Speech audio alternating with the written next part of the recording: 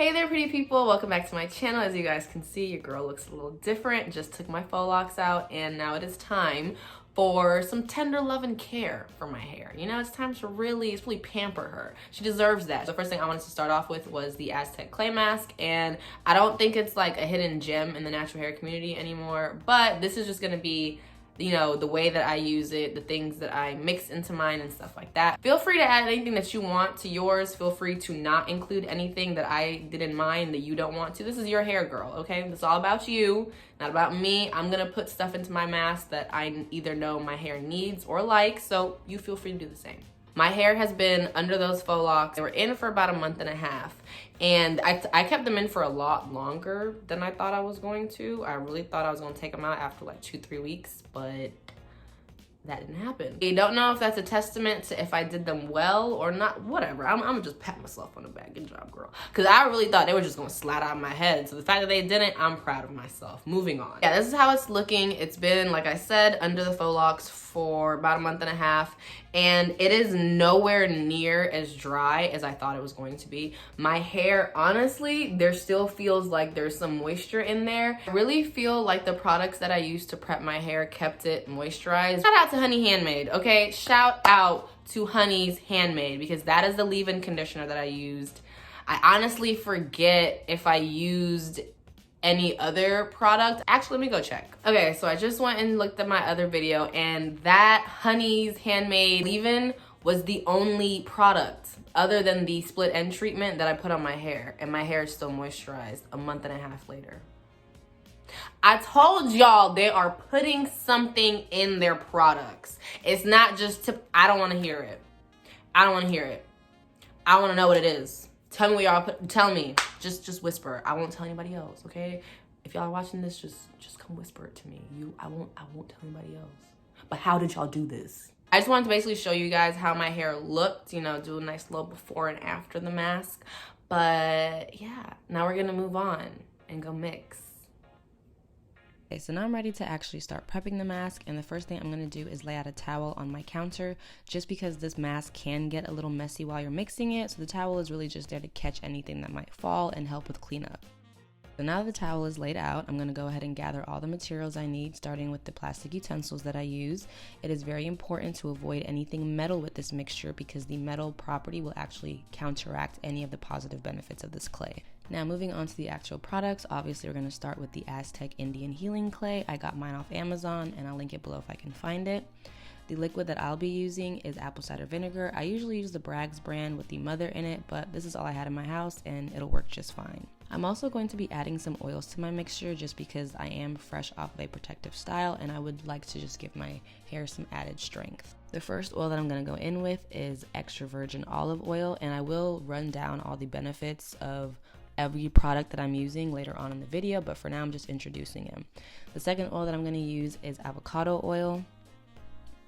I'm also going to include Jamaican black castor oil, and then I'll follow that up with 3 essential oils.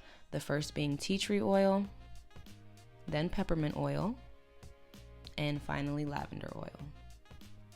Okay, so now that you've gathered all your materials, it's time to start mixing, and this will be when I run down all the benefits of each product. I don't really measure the clay or the apple cider vinegar. I really just eyeball it until it gets to the texture or the consistency that I like. Bentonite clay is most popular for its ability to remove toxins extremely effectively.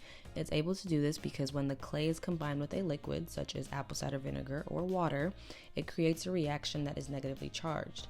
This negative charge is then able to bond with the positive charge located on toxins, and that is why this clay is so effective at removing dead skin cells, removing product buildup, and it even promotes growth with all the minerals found within it. Now, you do not have to use apple cider vinegar. You can opt to use water or even aloe vera gel as your liquid, but if you do opt to use ACV, these are the benefits. It is extremely effective at regulating the pH of your hair and scalp.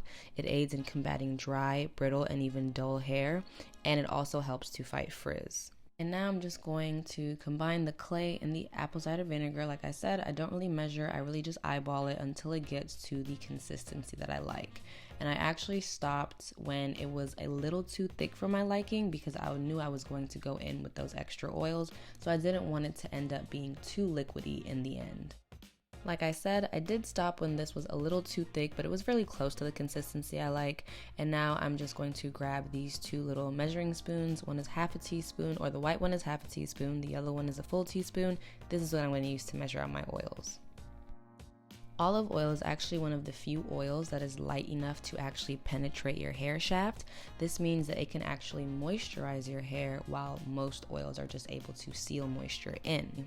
Olive oil is also rich in fatty acids and vitamins, and it can even help to prevent breakage. Moving on to avocado oil, it's actually very similar to olive oil in that it is one of the few oils that is light enough to penetrate the hair shaft, and so it is able to provide the hair with moisture.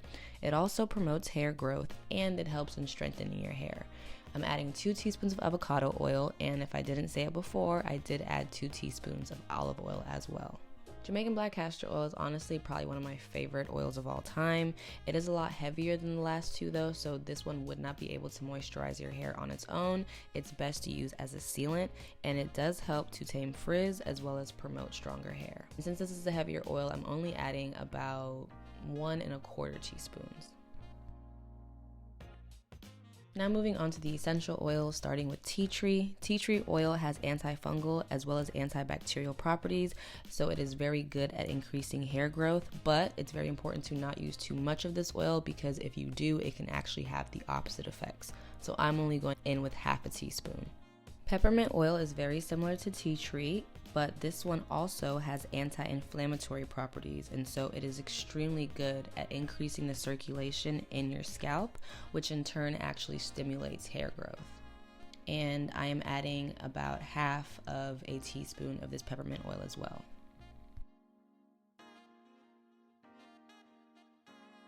While lavender oil does have benefits for hair, such as reducing inflammation and promoting growth, I'm only using about 1/4 of a teaspoon because I really just wanted it for the soothing smell / effect that it has.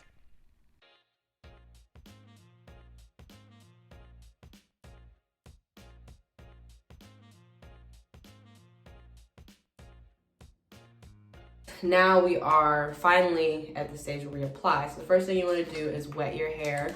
You do apply this mask to wet hair. I've seen people who choose to just like go in the shower and, should I do that? I'll be right back. I just went and put my hair under the sink. Not only does my hair feel very soft and moisturized, but it also still smells good. Like, whatever fragrance was in that buttercream, it stayed. Like, I can still smell the product in my hair, and I'm kind of shook. Like, honey, what are y'all doing? My hair feels like, it feels good. This is weird. My hair has never felt like this after a protective style. Like, I'm kind of shook. You can use gloves if you want. I'm opting not to. And I'm also going to put it directly onto my scalp. Because as I said, this is a detoxifier. It does remove impurities, toxins, product buildup.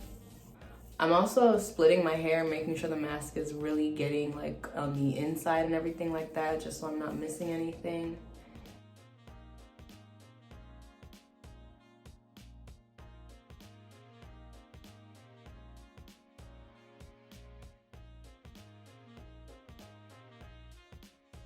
You also do want to kind of move through your sections as quickly as you can, obviously with being as thorough as you can.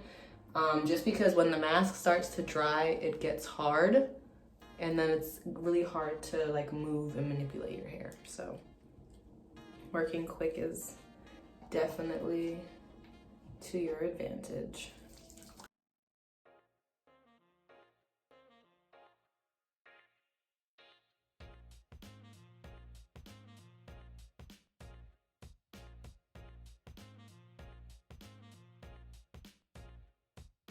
And again, I am gonna put this directly on my scalp. So I just do it on my fingertips, and I'm gonna like push my fingers in kind of like a shampooing motion but really just to make sure that I got it on my scalp.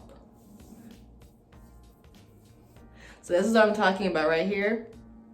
All of this hasn't been distributed evenly because, you know, my hair is thick in some areas. So that's why I split my hair open so that I can see.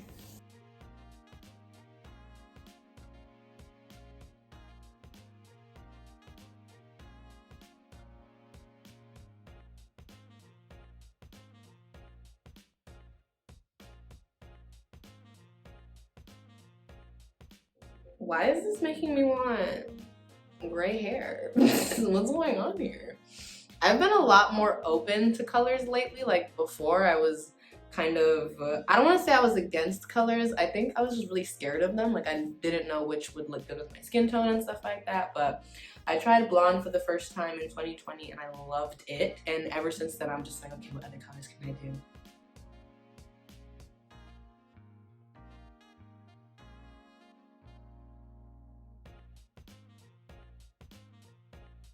You are supposed to keep this in for about half an hour. It's been about 40 minutes, so I'm about to rinse it out right now. Okay, so I'm back, and before I show you guys my hair though, I do want to say that you are supposed to rinse the clay mask off with warm water, and since it is a clay mask and it gets hard and everything, you have to really rinse thoroughly in order to make sure you really are getting all of it out. Before even coming out and looking at it, while I was like washing it out of my hair, I was like, bro, my curls feel awesome. Like I said, I have done the Aztec clay mask before, but this is the first time that I've done, I guess, the recipe that I used.